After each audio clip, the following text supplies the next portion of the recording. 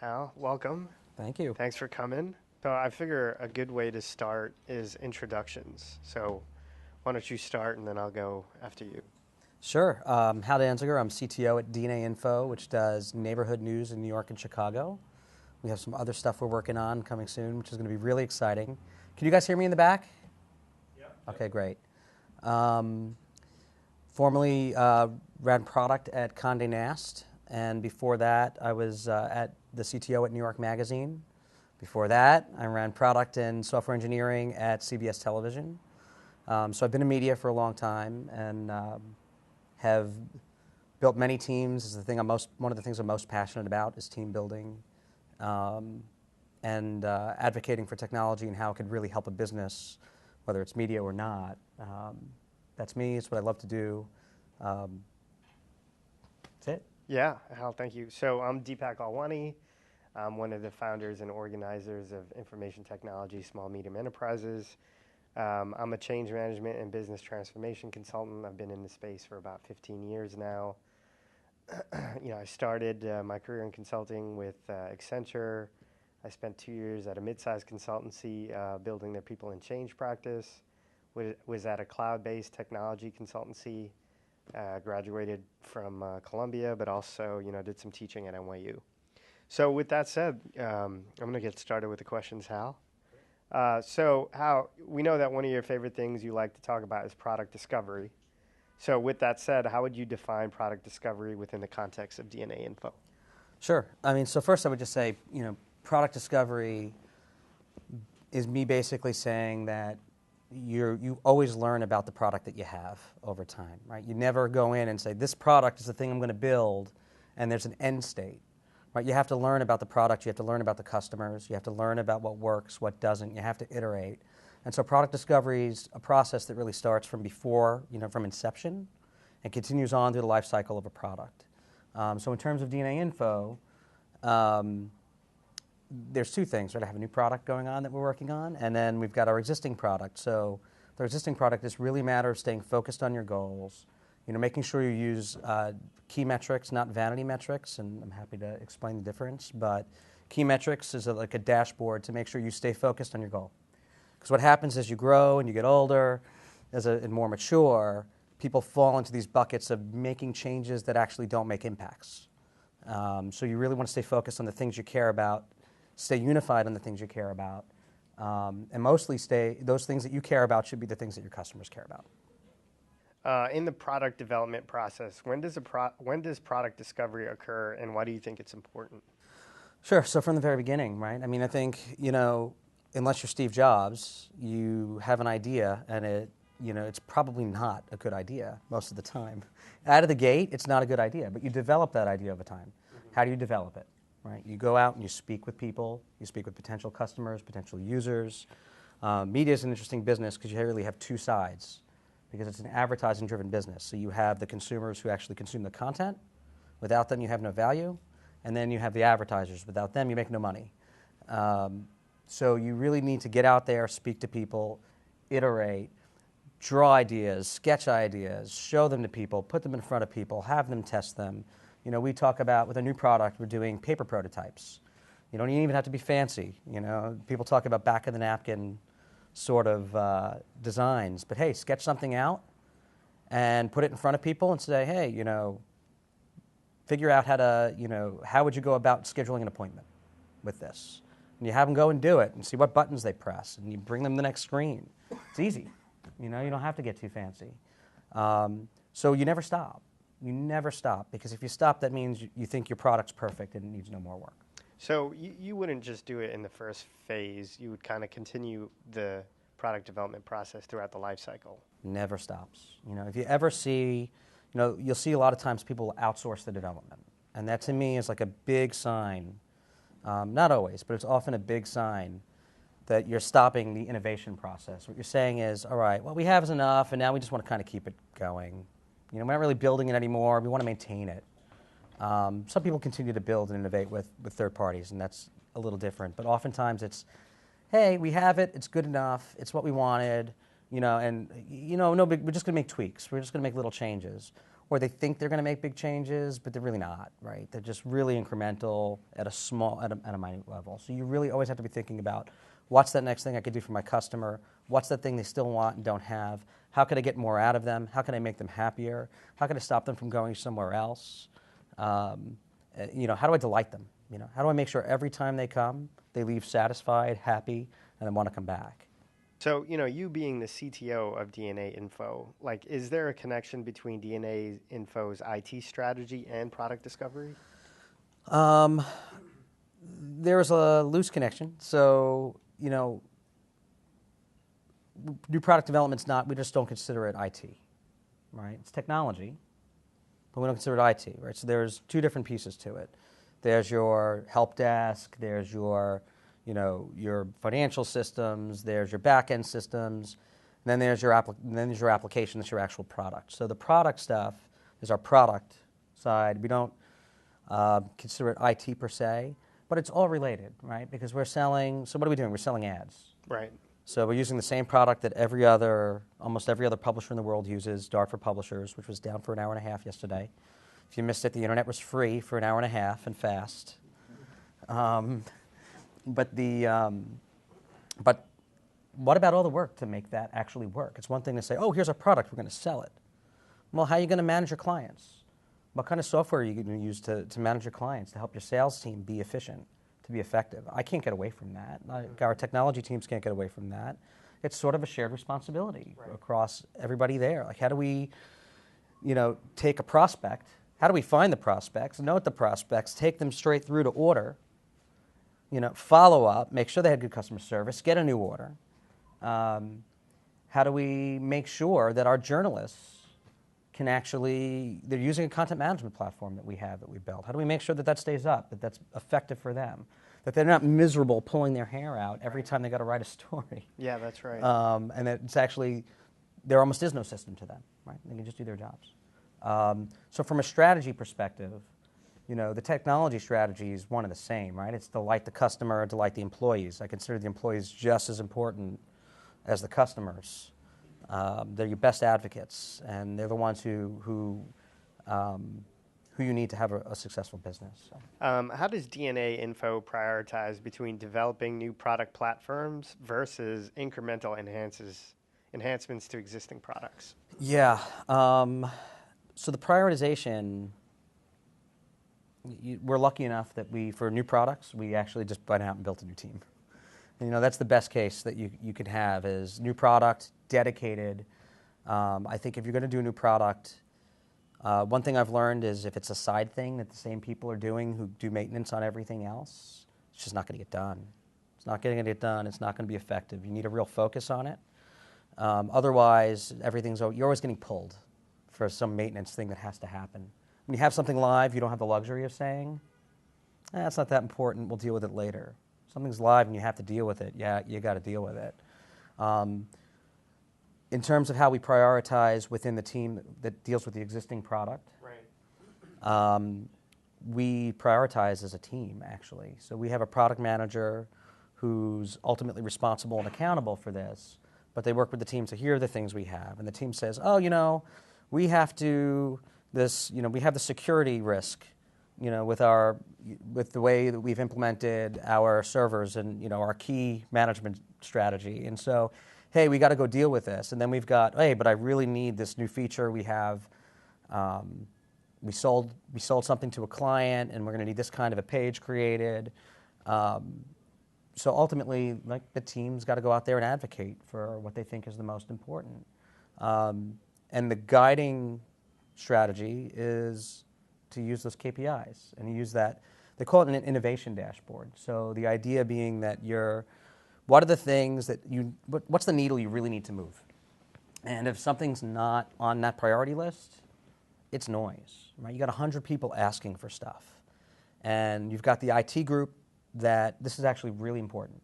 You have the IT team or the technology teams that their aim is to satisfy the stakeholders, the other stakeholders in the business. Mm-hmm. And then you have the ones that understand the business and think about how technology can help drive the business.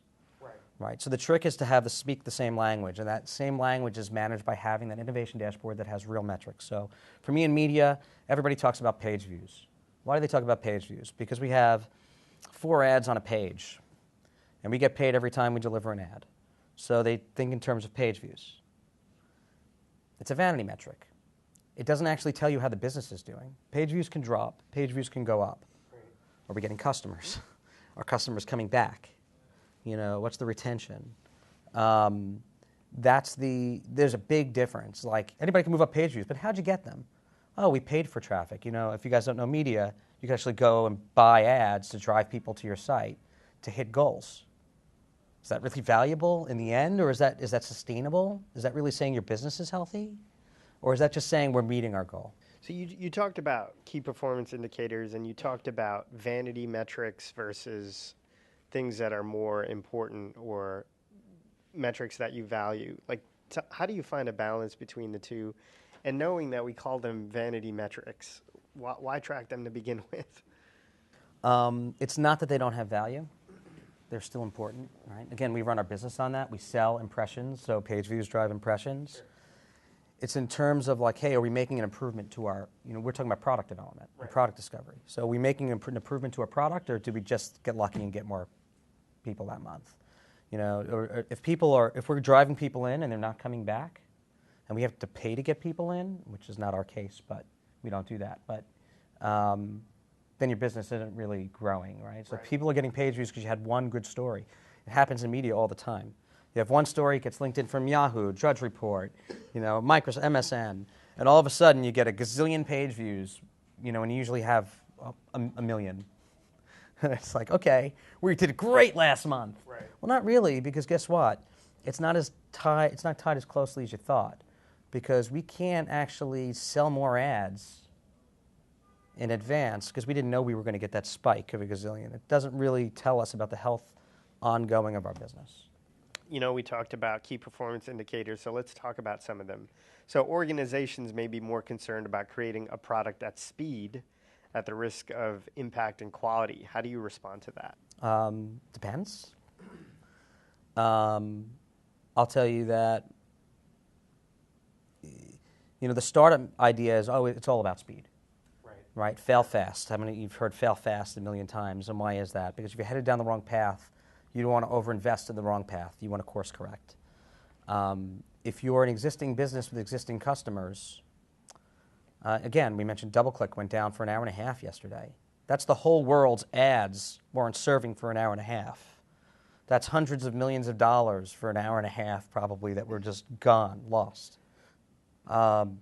So is it worth being quick when you've got that kind of support you need to give? But if you're in a hospital, do you want to be a little more careful before you make a decision around IT, and how that might affect somebody's life, whether or not they survive.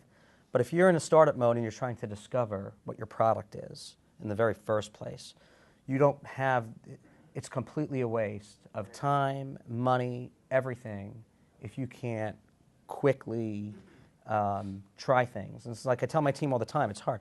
I go out and I hire a team of the most incredible engineers. And like, what do you mean you don't want us to build it perfectly? You want it fast. Like, what'd you hire us for? Right. But that's the stage we're in right now. And I'm sure they're building it incredibly anyway. But that's the stage we're in. Speed is what's valued where we are right now. Could you give us some examples of how investing in technology capabilities can drive business performance improvements? Sure. There's so many, I can't pick one.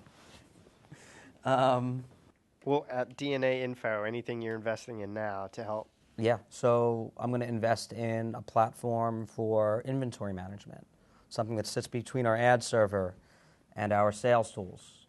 Why? It's going to be an expense. So I get the questions, right? Well, why are you going to go spend more money? What's that doing for us? Is it going to make us more money? No, but operationally we'll be able to scale. That's right. So I've got, right now I've got 5 salespeople in Chicago. Within the next 6 months, we're going to grow to 30 salespeople in Chicago. Right. So guess what? The old methods that worked, that really were dirty and kind of people, handing Excel spreadsheets back and forth, we totally fail. We wouldn't know when we were under-delivering on a campaign. So yeah, you got to invest, and you got to make that case. And it's, if you're not making that case as a technology, if as a technology manager, you don't understand your business, you're doing the wrong thing, right? Then you're the one who's just taking the orders and not being part of driving your business forward. You have to advocate for what's important, knowing your business. If you don't know your business, learn your business. Like, go make best friends with the people who know the business the best and become part of that group, because otherwise nobody's going to take you seriously. You know, another thing, you got to execute. You know, you say you're going to do something, you say you're going to do it in a certain time frame. Nobody even wants you at the table at strategic conversations if you can't execute. Right? They don't trust you. So, yeah, really important to invest. After years of focusing on delivering value to the business, why do you think IT is still largely viewed as a cost center?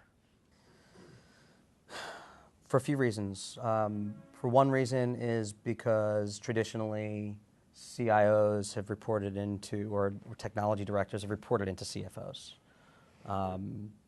So right away they're thinking about cost. I think it's also that technology leaders do a terrible job in general of showing their value to the business, right? Being the one to say, hey, I understand your business, I understand our business, and like, here's how we're going to, here are things we can do to improve. If you're not coming to the business strategically, if you're just answering orders, if you're just saying, all right, I manage help desk. It's like, even managing help desk, right? People consider that a cost, Yeah. right? It is a cost. It's like, oh, how can we reduce that? Can we have one less help desk person? Can we ship that off to India? It's like, well, what about the productivity? How does that impact productivity? Does anybody think about that? It's interesting because I think about so many IT-centric companies that come to mind, Amazon and Microsoft and Google and Apple, of course, that I would never consider their IT function as a cost center. I think, well, here's the other thing, is if you can go out, anything you can go out and buy becomes a cost center. So if you can go out and say, oh, I'll just buy help desk, I'll outsource that.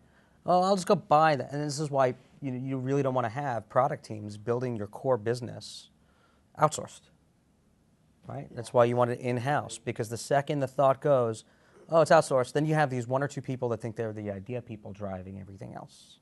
And everything else is just a cost. Well, guess what? I guess my team of 6 engineers on my new product can skate circles around teams of 50, right? Because I'm not thinking about things just in terms of cost and getting the cheapest labor, but I'm thinking in terms of getting quality.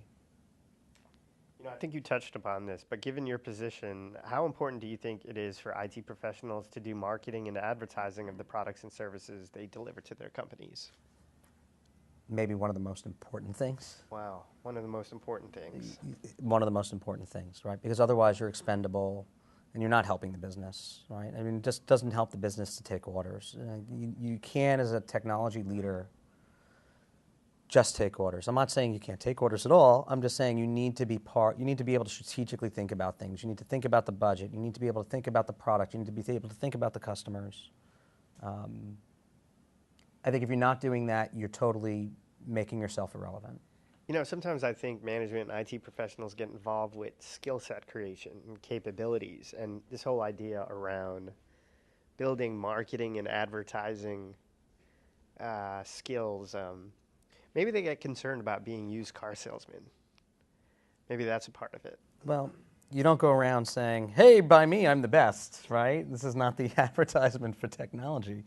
You go out and say, hey, let's go talk about the strategy, right? Like, this is how you market yourself as being a valued member of the team. You actually make sure you're part of that core team that's developing strategy. And if you can't get there by any means at all, then I think, maybe you're in the wrong place, right? Maybe you need to find another place where you can be. Speaking about leadership, culture, and advocacy a little bit, like, what do high-performing IT management teams have in common in your eyes? Okay. So one, they understand the business better than the business. I've seen technologists who move to the business side all the time. I've done it a few times, right? Because you start to understand, if you really are smart about what you do, you really learn the business better than anybody else. Maybe that's the most important thing. Maybe leave it there. There's got to be some other characteristics of? Sure. I mean, execution. Oh yeah, you Right? mentioned that. You're delivering on time. You make a promise, you deliver on that promise. Doesn't matter what it takes. You have an IT, you have a dashboard, you have key metrics that you manage, that you refer to, and they're real. Right. Right? Like when I walk into a company in a new place and I see that they have this monthly metrics meeting and they're talking about uptime of the network. So are you kidding me? This is what we're talking about? And this is not strategy. Hey, it's your job to keep, you got to do that. You got to keep things running. It's your job to be up 100% of the time or as close to it as you can. I don't want to talk about that with you.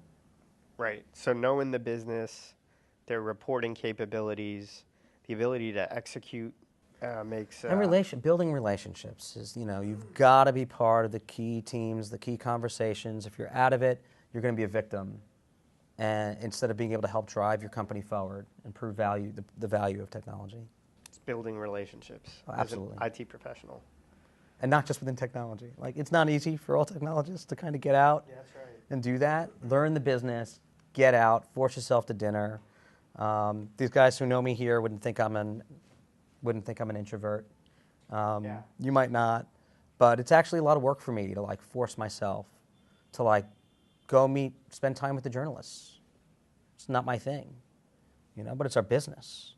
I need to understand it. I need to be out there with them. I need to know what's going on. So it's worth it. It's definitely worth it. So relationship building with your constituents, execution, reporting capabilities are just some of them. Yeah, and things you could do real easily, by the way. Change your language. I walked into this place and everybody on the engineering team was referring to the business folks as the customers. It's nope. Our customers are the people who come to our site and the people who buy from us. They are not customers. They're our peers. Stop thinking that way. Doesn't work. We're changing the language, and that's part of changing morale for the team too. Right? It helps. Totally helps. As a CTO, how do you get project teams more engaged so they can spend their time innovating and creating as opposed to focusing on putting out fires? So you get rid of the junk work, right? You just do. I think one of the first things I did when I came into DNA was I looked at the backlog of work and said, nope. Come back to me, tell me what metrics it's going to move for the business, and then we'll talk about it. Right. So there's that. The other thing is you just build that schedule out, right? So our product development team works in sprints. We do Scrum. So we have 9-day sprints.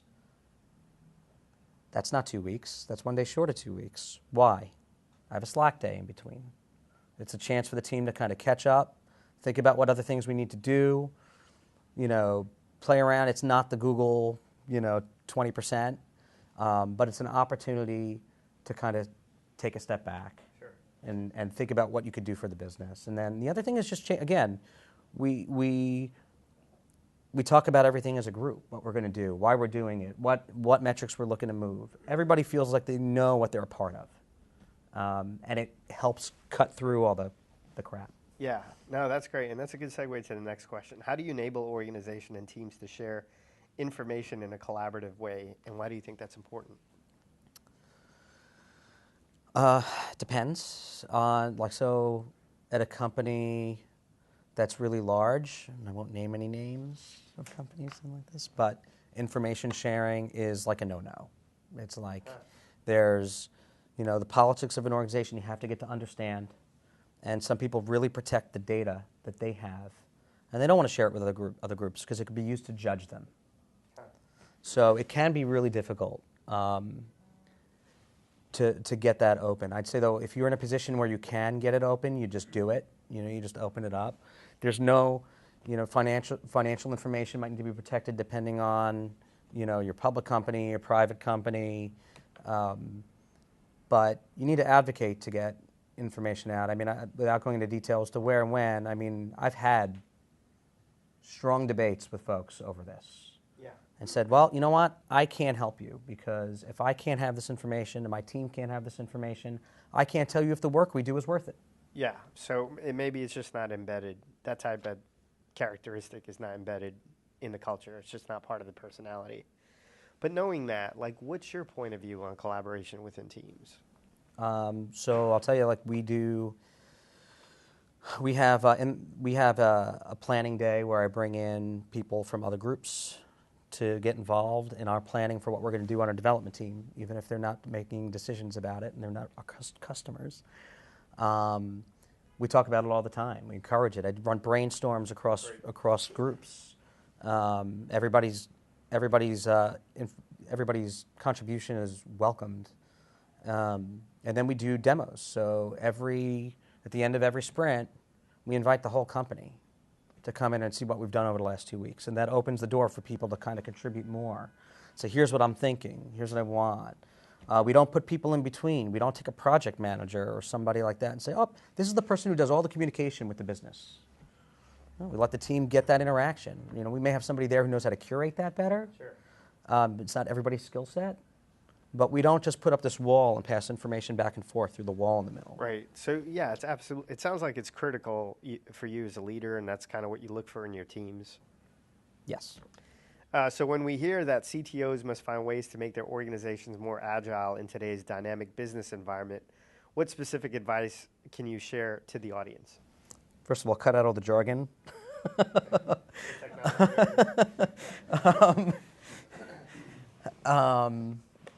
Look, it's not easy. The size of your company matters. If you're in a really large organization, you'll hear oftentimes senior leaders say, why can't we be agile like all these startups? Why are they eating our lunch? And so then they go and they create this other team of all new people that aren't integrated into the business in any way, shape, or form. And it fails. So, you really, it's all about corporate culture, right? So it's not about your policies and procedures. They're there to support the culture that you're trying to drive. And the culture is driven by the leaders. It's driven by the people you hire. It's people, and it's not, everything else that supports Agile, right, working in an Agile way is it's just that, it's a support. It's support. Let me move to one last question before we move to the audience. Given your experience as a technology leader, Hal, what's one piece of advice that comes to mind that you'd provide other IT leaders? Yeah, we touched on it before, but I'd say it again, one of the most important things is just becoming be a business leader. Don't just be a technology leader. And you can't do that in every organization as easily as every other. And you can't do that overnight if you've been acting in a different capacity. So you have to think really strategically about how you move from A to B and how do you get there. And again, it's a people thing. It's all about relationships. You got to go and spend time with the right people, right, get to know them, understand not just what they're asking for. One of the quotes I use all the time, I heard it may not actually be really Henry Ford's quote, but Henry Ford's quote supposedly is, if I asked my customers what they wanted, they'd say faster horses, right? So is it about what they say they want, or is it about you getting down to the bottom of what they really need? And doesn't that require that you really understand it? You can't sit there and pitch, no, this is the system you need, not that one, if you don't really understand the business, if you haven't taken the time to shadow the people who do their jobs day in and day out and become part of that team. If you haven't manned the customer service calls to get a feel for hey, what are people calling and complaining about? Do those things. They're not below you. Get in on the ground floor, sit with the team, understand what it's all about. I think that's the way to make an impact. So analytics to establish ROI. Sure. So how much of my time is spent doing that? Is that the question? Or just in general, maybe budget, not necessarily time, but yes, effort-wise, etc. Effort-wise. I'd put it this way. I tell everybody if it's not worth measuring, it's not worth doing. So you don't put something out there if there's no way to measure it. So when you're being agile and you're doing a little, a little paper prototype, as I mentioned before, right? What are you trying to measure? What are you trying to figure out? So that's a cheap one. You don't have to invest for that. And you look and see, and it's more qualitative than quantitative in that case. But everything worth doing is worth measuring. Build versus buy content management systems. Sure. So build versus buy in general is always a hard decision. The build decision, is not one to be taken lightly if there's a buy option on the table. And I'll give you an example, right? There's you mentioned content management systems. So there's Adobe CQ5, which is an expensive enterprise system. And then there's WordPress, which is free. And then there's still companies going out building their own. And guess what? I did that too. At CBS, I went and built my own, even though there were some available at the time. And it comes down to, I measure the happiness of the users of these systems as a key criteria in making these decisions. Because if you have a journalist coming in every day and they hate the system they're using and they're pulling their hair out, they hate their job, and you're losing good talent. And it's that talent that's building your business. So if you're not thinking about that user experience, you're making a big mistake. So, but there's all considerations. There's how quickly do I need to get something up and running? How maintainable does it have to be for how long? How close is the feature set? How customizable is it for me to make it exactly the way I need it? So it's a hard decision. Or there's also the cost factor, right? How much is it going to cost me to build it versus to use it? I think, you just got to be careful about the sacrifices you make when you make a buy decision. So key metrics that you look at dashboard-wise. Sure. So for our new product, I can't even look at it yet, but I already have it defined because it's not open yet. But it's going to be return visitors. So I want to know that people love our product enough to come back. So that's one. Two is, I don't know what the best way to say it is, but how viral is it, right? So if I have a user who signs up, how many users do they bring in? How many users do they refer? Because if they're not referring anybody, we're going to go this way, and I'm not going to invest in marketing to get new users until I know I've got users who want to advocate for our product and they want to be, they want to share it. So that's for that particular product. For DNAinfo, I look at the number of core users, and I define core users, and it's a little arbitrary, but it's something I can use to measure as the number of users that use our site 10 times or more in a month. So you coming back all the time, and you would think, oh, those are people who just come to the homepage because they're really loyal, and it's not necessarily the case. They may come from Facebook and Twitter, but they come over and over and over again because we appeal to them. So that number is a number I want to see grow versus the people who come in once and they're out. And we can get those. We can get our link on Drudge and get the gazillion page views we talked about earlier. So that's like an example of some of the key metrics we use. And it's about getting down to what do you think is going to move the business significantly? So how do we go about scaling? I think, we're talking about scaling the business, not the product. And I think the trick is to not scale too early. So we're in the local space. People know about patch when they think of patch when they think about local content. One of the things AOL did when they acquired Patch is they blew out Patch across the country in a big way, and they never figured out how to make money. So that's a big investment. And so it's not enough to scale the costs, you've got to scale the revenue. So if you haven't figured it out yet, why are you investing? It's kind of like, hey, if I haven't gotten my key metric of, how viral is my product, if I haven't hit my goal, I'm going to invest, and over time, that investment, I'm just going to have to keep paying and paying and paying to sustain it. It's not sustainable to just keep getting new users and advertise. Right. I need to make sure it does a certain thing here before I really blow it out. So I think scaling is not, the technology scaling is a piece of it, for sure, right? Like we're going to scale the technology. You got to think about that and how you develop it. I'd advise, again, not to worry about that too early in a product's life cycle. First, make sure you have something people want, something that can actually really be successful. Then you think about how do I blow it out, because otherwise it's just so hard to manage and your losses get bigger or your low margins just stay small or get smaller. So scale when you're ready.